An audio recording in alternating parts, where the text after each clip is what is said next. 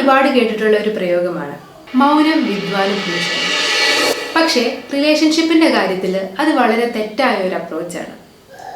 മിണ്ടാതിരുന്നാൽ കുഴപ്പമില്ലല്ലോ, ഞാൻ പറയുന്നതാണല്ലോ പ്രശ്നം, ഞാനൊന്നും പറയുന്നില്ല, ഇങ്ങനെയൊക്കെ ചിന്തിക്കുന്ന ഒരാളാണോ നിങ്ങൾ?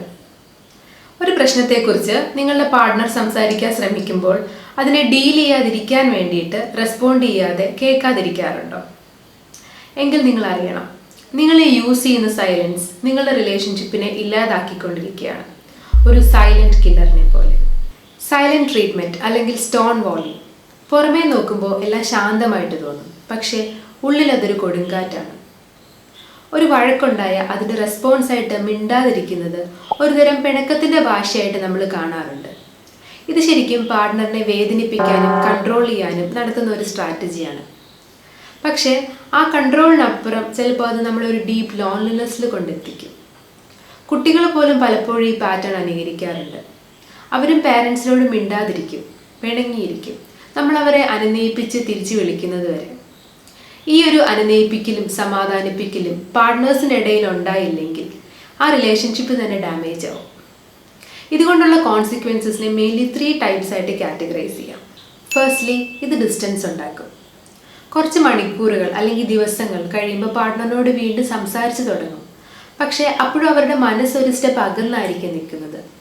ഇത് റിപ്പയർ ചെയ്ത് വീണ്ടും ഹാപ്പിനെസ്സിലേക്ക് തിരിച്ചു വരാൻ പറ്റിയില്ലെങ്കിൽ ആ ഡിസ്റ്റൻസ് എന്നും ആ റിലേഷനിൽ നിലനിൽക്കും.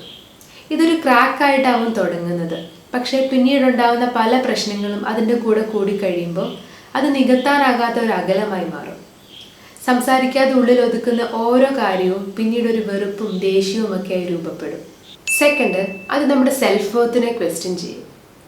ഇങ്ങനൊരു സിറ്റുവേഷനിൽ നമ്മുടെ പാർട്ട്ണർ ഈ റിലേഷൻഷിപ്പിന് തന്നെ എന്തെങ്കിലും വാല്യൂ കൊടുക്കുന്നുണ്ടോ എന്ന് നമുക്ക് സംശയം തോന്നും.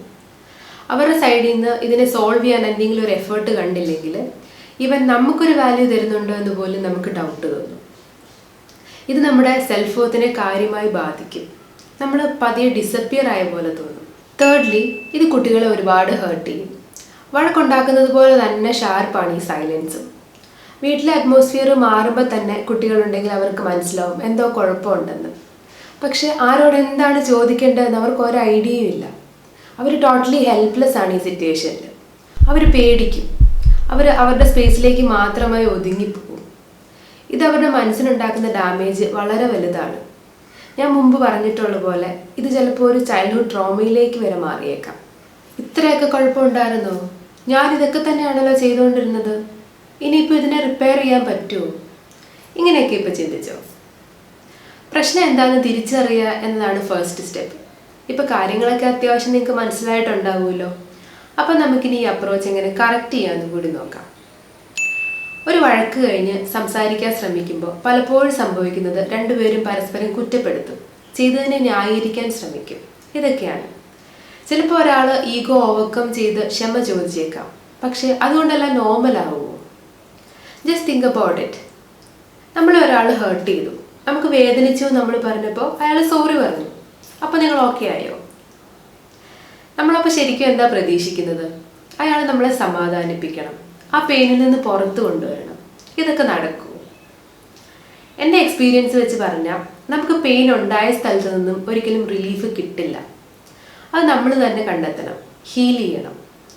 നമ്മൾ സ്വയം ക്ഷമിക്കാൻ തയ്യാറാകുന്നത് വരെ മറ്റേയാൾ എന്തൊക്കെ പറഞ്ഞാലും ചെയ്താലും നമുക്ക് മനസ്സിന് മാറ്റമൊന്നും വരില്ല. നമ്മൾ ഓക്കെ ആവില്ല, ആ ഡിസ്റ്റൻസ് കുറയത്തുമില്ല. ഫോർഗീവ്നെസ് ശരിക്കും ഒരു 1% പ്രോസസ്സാണ്. ഇവിടെ നമുക്ക് ചെയ്യാൻ പറ്റുന്ന കുറച്ച് കാര്യങ്ങളുണ്ട്. ഒരു വഴക്ക് കഴിഞ്ഞ് വീണ്ടും സംസാരിക്കാൻ ശ്രമിക്കുമ്പോൾ ഒരിക്കലും മറ്റേ ആളിലേക്ക് ഫോക്കസ് ചെയ്യാതിരിക്കുക. നിങ്ങളങ്ങനെ പറഞ്ഞില്ലേ, അങ്ങനെ ചെയ്തില്ലേ, ഇങ്ങനെയൊക്കെയുള്ള സ്റ്റേറ്റ്മെൻറ്റ്സ് ഒഴിവാക്കണം. പകരം നമ്മളിലേക്ക് തന്നെ ഫോക്കസ് ചെയ്യുക. നമുക്ക് എന്താണ് ഫീൽ ചെയ്തതെന്ന് പറയുക. ഞാൻ ഒറ്റയ്ക്കായ പോലെ തോന്നി, എനിക്ക് വിഷമമായി, ഇങ്ങനെയൊക്കെ പറയുമ്പോൾ മറ്റേ ആൾക്കത് കുറ്റപ്പെടുത്തലായിട്ട് തോന്നുന്നില്ല. അതേസമയം നമുക്ക് നമ്മുടെ ഇമോഷൻസിനെ എക്സ്പ്രസ് ചെയ്യാനും പറ്റും. പിന്നെ ഈ വിഷമത്തിൽ നിന്ന് പുറത്തു വരാൻ ടൈം കൊടുക്കണം.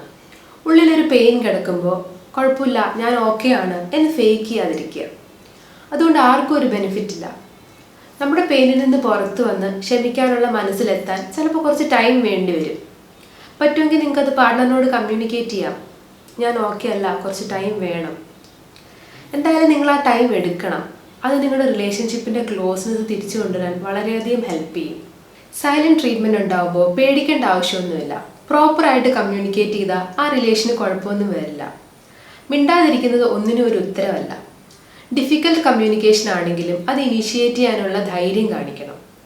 അതുപോലെ തന്നെ നമ്മുടെ പാർട്ട്ണറിനെ കേൾക്കാനുള്ള ക്ഷമയും കാണിക്കണം. ചിലപ്പോഴൊക്കെ നമ്മൾ പറയാതെ നമ്മുടെ ഫീലിങ്സ് അവർ മനസ്സിലാക്കിയെന്ന് വരില്ല. പക്ഷെ നമ്മൾ എപ്പോഴും നമ്മുടെ ഫീലിങ്സിനെ ഉള്ളിൽ തന്നെ ഒതുക്കാൻ ശ്രമിച്ചാൽ നമുക്ക് പിന്നീട് അവരുമായിട്ട് ജെന്യുവൻലി കണക്ട് ചെയ്യാൻ പറ്റാതെ വരും. അത് ആ റിലേഷനിലെ സന്തോഷം ഇല്ലാതാക്കും. ഞാൻ പറഞ്ഞ കാര്യങ്ങളുമായിട്ട് നിങ്ങൾക്ക് റിലേറ്റ് ചെയ്യാൻ പറ്റിയിട്ടുണ്ടോ? ചുറ്റുമുള്ള പല ആൾക്കാരോട് സംസാരിക്കുമ്പോഴും ഈ മിണ്ടാതിരുന്ന് ഫൈറ്റ് ചെയ്യുന്ന ഒരു കോമൺ അപ്രോച്ചാണെന്ന് എനിക്ക് മനസ്സിലായി. അതുകൊണ്ട് അവർ പിന്നീട് വേദനിക്കുന്നുമുണ്ട്. അത് തിരിച്ചറിഞ്ഞപ്പോഴാണ് ഈ വിഷയത്തെക്കുറിച്ച് സംസാരിക്കണമെന്ന് എനിക്ക് തോന്നിയത്. നിങ്ങളുടെ ലൈഫിൽ ഈ സൈലൻറ്റ് ട്രീറ്റ്മെൻറ്റ് ഫേസ് ചെയ്തിട്ടുണ്ടോ? ഉണ്ടെങ്കിൽ കമൻസിൽ പറയണം. നിങ്ങളുടെ എക്സ്പീരിയൻസ് ചിലപ്പോൾ മറ്റൊരാൾക്കൊരു ഇൻസ്പിറേഷൻ ആയേക്കാം. ഇനി ഇതുപോലുള്ള ഇൻസൈറ്റ്സ് മിസ് ചെയ്യാതിരിക്കാൻ സബ്സ്ക്രൈബ് ചെയ്യണം. Let's make our home a happy place. See you in the next one.